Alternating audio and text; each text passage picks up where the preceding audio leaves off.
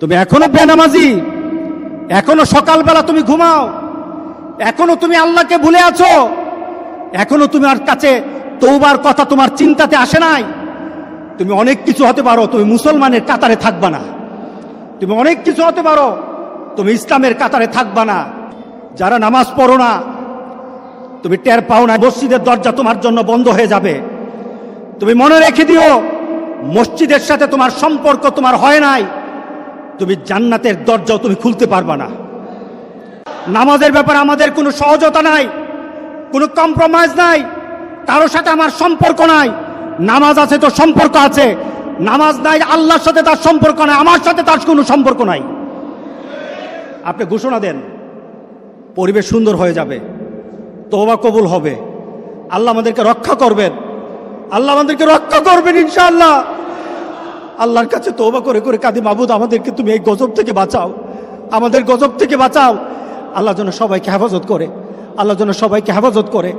নামাজ যারা পড়ে না, ঘাড় ধরে ধরে তাদেরকে আনেন। কেন নামাজ পড়বা না?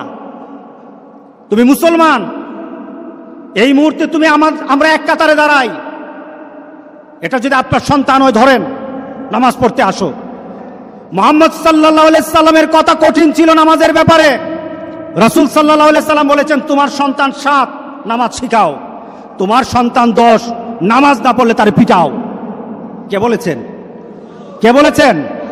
রাসূল বলেছেন। তাহলে রাসূল কঠিন হলেন না? নামাজের ব্যাপারে কঠিন না? নামাজের ব্যাপারে আমরা কখনো সহজ হব না। সুতরাং আমার রাসূলের কথা হলো, তওবা তো তখন পর্যন্ত।